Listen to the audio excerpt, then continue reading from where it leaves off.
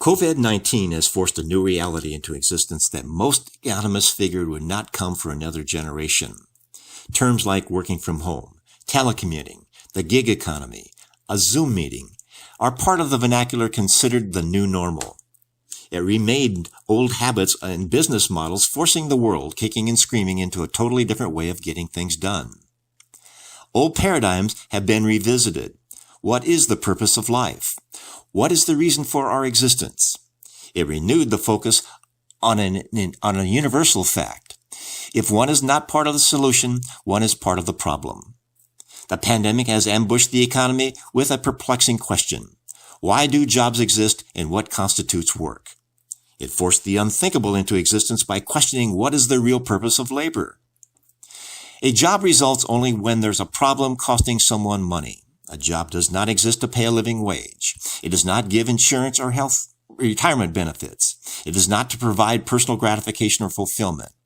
All those things happen when wages earned solving a problem develops into an understanding of personal responsibility, self-reliance, security, and what constitutes a comfortable lifestyle. Personal gratification comes by being a contributor and not a parasite on society.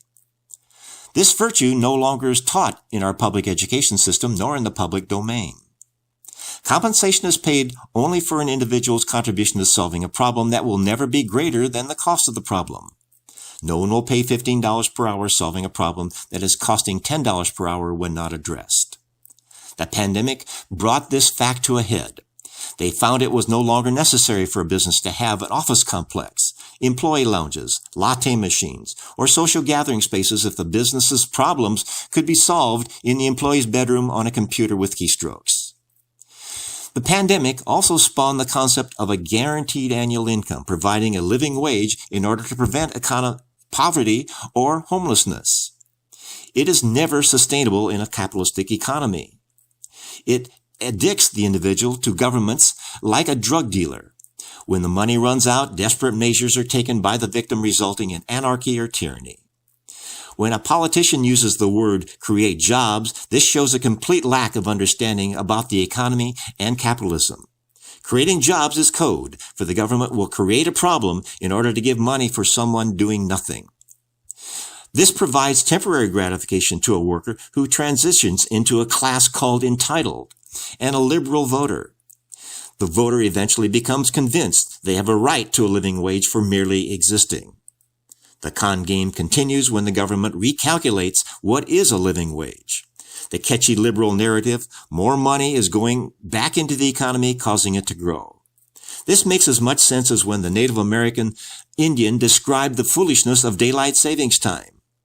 They cut 12 inches off of one end of a blanket and sewing it to the other end to make it longer. I have lectured and interviewed thousands of students, preparing them to go off into the world. They all want to make money and able to buy experiences and eventually possessions to make their way of life comfortable. The question I always look for from these interviewees: what problem do you want me to solve for you? If the interviewee asks that question, they will be hired on the spot because they have shown confidence and the understanding for the reasons why they are being interviewed in the first place. This is Keith Kuby wishing you the best in making the world a better place.